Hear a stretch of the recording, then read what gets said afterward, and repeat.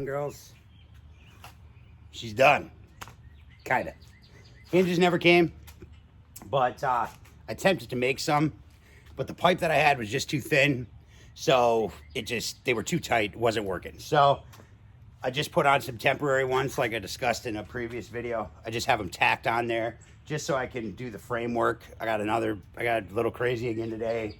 I ended up finishing out around the edges just to kind of strengthen that steel because that's where the door is going to be. Like I said, I cut a lot of material out of there.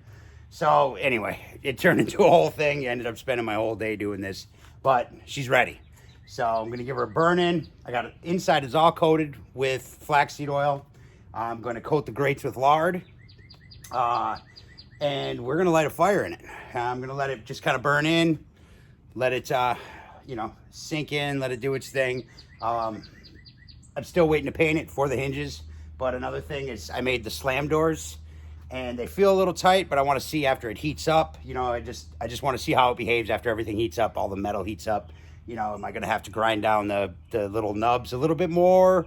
That kind of stuff. So I figured I'd rather do all that before I paint it so I don't have to take paint off, put paint back on. So we're going to run it tonight. I'm going to get it lit. We're going to burn it in, and we're going to wrap that one up. And then while it's lit, we're doing some food on this thing tonight. I'm going to do New York strip loin roast. I cut a massive roast out of my full cut that I had when I butchered it up. We're going to do that. I'm going to treat it just like a prime rib. We're going to slice it. We're going to eat it. We're going to like it. I'm going to throw some potatoes on there. I'm going to throw some skillet on there for my beef mushrooms. We're throwing everything at her tonight. So we're going to light our fire in both sides. And that's it. So now I know there's going to be a lot of questions. Where did this go? They're all over the place right now. So they are going to find their own spot. Still deciding how I'm going to play it, what I'm going to do. But Beast has electronics. I wanted him in the big house. Just that simple. And this guy, this is the corner I built it for over here. So that's where he's going to be. So he doesn't have a name yet. But I got the island moved out. I'm going to build an overhang. I got some plans going on. I got my fridge for in there. It's just been... I just haven't had the time to do it. So I'm going to try to most likely after 4th of July. Just depends on how crazy I want to get this week. I don't know.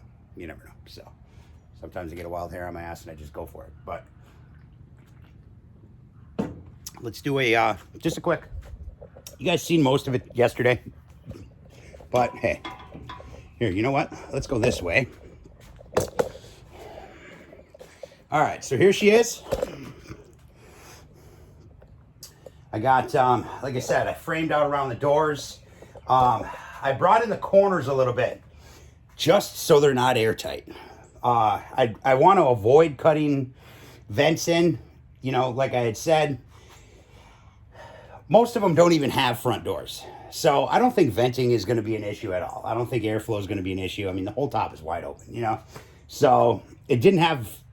anything in the front. It was all solid piece. So I think I should be all right. But like I said, I'll see how she behaves tonight. If I got to put a damp system in for the front, not a big deal. So, but I got that all done. Like I said, I got it trimmed out. I got the doors, like I said, are slam. So this right here, I'm laying fire brick in. So I'm a few short. And like I said, I want to see how everything runs first. But I'm going to be laying fire brick in the door inlays. That's why I framed them out like this. So, and then with my doors, I can just go, and that's it. So I don't have to deal with latches. So, but like I said, I want to see after it gets hot, if things are going to get loose, if they're going to get tight, that kind of shit, So we're going to see what's up. Here's the temp hinges. Them are not going to be permanent. They will be gone. The hinges that I have are the billet hinges, so they'll be way under here. You won't see them. These are just tacked on. I moved them over so when my real hinges come, I can weld them in and then just grind off my tacks and lose the old ones. So, but I needed the hinges on there so I can get my framework correct, But I got the grates all cleaned down. And I changed this direction on this one. This one you actually had to spin it backwards, and I didn't like it. So, and we're all laid with fire brick. We're ready to go. She's coated with oil. So we're gonna bring these guys up and we're gonna make fire in it.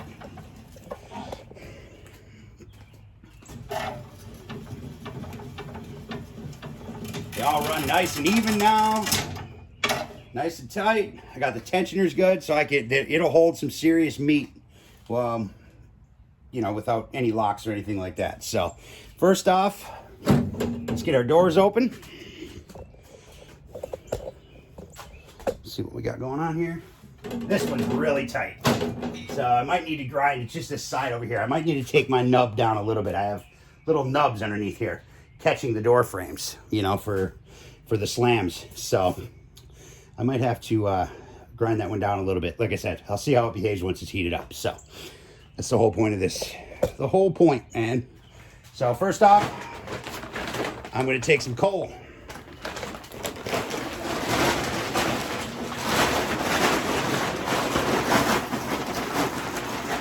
I'm going to do a pile here.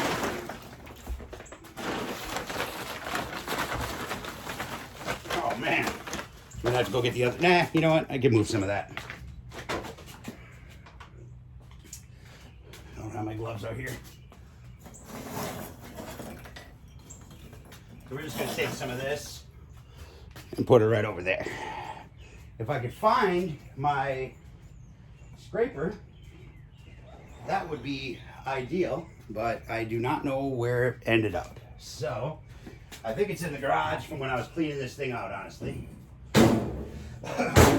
I'll go get it after we get things situated. So, all right, I'm going to get some logs in there.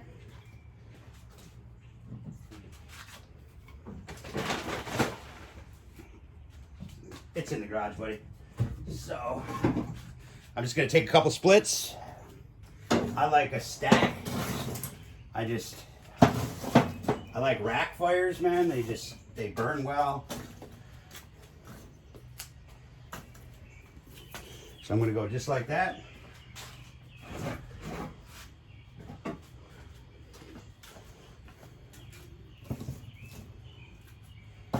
And just like that. So I'm going to get this one built over here and get some fire starters. All right, guys. There we go. I feel like I should like break a bottle of champagne on this thing, man. Let's do this. I am still out of tanks for the Persuader. So it's been busy time, guys. It's been a busy time.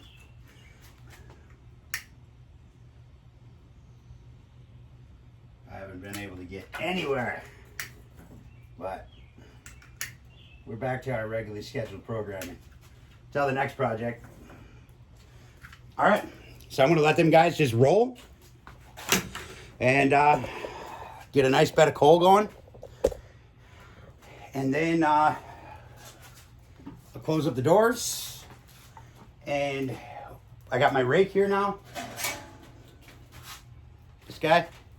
And I can just, I'm just gonna kind of just spread them out for right now. And I just want to get a nice even heat all the way around this thing. I want to burn in all that seasoning, all that oil that I have on. I'm gonna go grab my lard. And it's just a block. I'm just gonna put a nitro glove on and just take it and just rub it on the grates. And I just want to bake that stuff in there. They're stainless steel. I usually use flaxseed oil, but I just found with used stainless steel, unless it's brand new and you can get it like you want to take a toothbrush to this thing and clean it, the flaxseed oil can kind of be inconsistent. So lard, it melts, it goes everywhere. It makes a damn mess, but it's a hell of a seasoning agent, man. And I will never have to spray. I will never have to anything. I mean, I've had a lot of people ask me because, you know, they always see me just light the grill, throw my meat on there, and nothing ever sticks. That's flaxseed oil, guys. It is. It's that stuff. It's like Teflon. If you cook it in there right, it is like Teflon. You never have to spray your grates again. I don't care what you're throwing on there. Whether you're throwing on there a skinless chicken breast, anything, it will not stick. That stuff is fantastic for seasoning and getting your grates just ready to go, man. So, but this is awesome. Like, serious. I'm super excited about this. I love cooking with fire. I love managing the fire. I like being the boss of the flame. You know what I mean? Because when you throw a steak on a fire, and it just unleashes hell, and it just looks like it's an inferno, and you're gonna burn that steak right up. But you just have, you just get the feel for it. And when you pull that steak out of there, you're like, hell yes, that's what I'm talking about. Baptized in fire, guys. It's a great feeling. So this grill is going to be a lot of fun. I've been super excited about this ever since I started looking, and I was even more excited once my wife found this thing for me. So, and another thing that I noticed, and I was thinking about this while I was chain smoking butts and chugging nos and putting together my plan, when I was building this thing. And you don't typically see your back end higher. It's usually an even, So that's why I went with the 1-inch brick, because it's down further for one. That, and it allowed my doors to fit in there the way I wanted them to. But inadvertently, I realized I have a back area now. So if I have my fire down low and I spread my coals out even with a couple of logs, just rolling some smoke, a nice burn, I can essentially bring my grates down enough to where I am keeping it in between that heat, collecting that heat, and it'll perform real well doing the low and slow with everything just falling into the coals and all that flavor and just all that other cool stuff. So I think having that high back like that is going to be a benefit, and I think it's going to be pretty badass. So, but all right, I'm going to let this burn in. Enough bullshitting. And I'm going to go get my large so I can get it on my grates, and let's have some fun. What's up, guys? Love it. Check it out. Hear me. Get out of the way.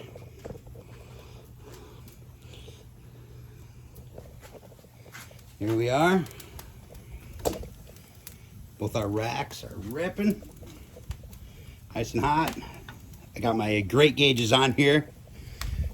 They're going to be far from accurate, but they are going to give me a sense of, height, heat, just that kind of stuff. You know what I mean? So they will come in handy, kind of, It's just going to be something to kind of give you just an idea, So once the coals are spread out and heat's not concentrated in one area, then I'll be able to, just kind of peek at those and be like, all right, it's somewhere around there, So, because that stuff doesn't matter, But I don't know. She's ripping pretty good. I'm just going to let them burn for a couple minutes. I'm just going to knock them around a little bit here, probably about 5 minutes. I want to get a nice burn on those logs, but I still want some nice smoke. You know what I mean? And that's pretty much it. So I'm going to get dinner going. That's going to be a separate thing. Otherwise, it's going to get real long, and we all know how everybody feels about that. So, but that's it. I just wanted to show the first fire up in the Santa Maria. Figured I'd take you guys along, and we're going to christen it. So let's let this burn for a little bit. By the time I get the meat prepped, rubbed, all that other good stuff, let it sit out for a little bit. Probably be around 45 minutes to an hour. So, which I think will be plenty. I don't need to worry about, seasoning it so much. I just want to make sure all my stuff is set in. All the lard's already cooked right into the grates. I mean, it's hard to tell on the camera, but they have a nice sheen, just shine right to them, So that stuff it's doing real well. So we are going to cook on it. So I'm going to use this side over here. I am still going to make my griddle. I already got my sheet. My sheet is still sitting in there. I'm going to build that, so this side I can use for a griddle if I want to. But tonight, I'm just going to use a vegetable pan for my potatoes. And I'm going to use a cast iron for my beef mushrooms. And then I'm going to do my meat over here on this side. So, or vice versa. Just depends on how I want to play it. I don't know. We'll just see. But I checked it out. Even with the fire going, my sand-filled handles, they are still like cool. So not even a bit warm, either one. So I don't know. It might have worked. Something that stupid. So, but I don't know. Not bad. So I'm excited. So this is how I like to cook, guys. This is fun, man. This is fun. You know, and in all honesty, I'm not a metal guy. I never have been. I haven't welded since high school. And I went to Harbor Freight. I bought the cheapest shit I possibly could. My welder is Harbor Freight. It's titanium welder. It's a really good welder. The reviews actually were great on it. And I've had no issues with it. And that's welding up to 1/4 inch steel. And I'm using the flux core. I don't even have the gas on it. So, chop saw, grinder, and a little cutoff saw. That's all I got. I probably have a total of 400 in tools and just winging it. So, you know, I enjoy it almost as much as I like cooking. Sometimes it can be frustrating, but there's some satisfaction to making something and then cooking food on it, you know? So, if you guys think that, oh, I couldn't do that, believe me, I am a nobody when it comes to it. I've never done it, never messed with it. I've never, fabbed anything my entire life until TrendKiller. And basically it was a YouTube school, man. I jump on YouTube if there's something I couldn't figure out, like how do I get this to do this, or how do I figure this part out, or whatever. Google it, YouTube it, watch a video, and just wing it, man. So, but it's seriously fun. It honestly is. And you don't need a bunch of high-end, expensive tools and all that shit.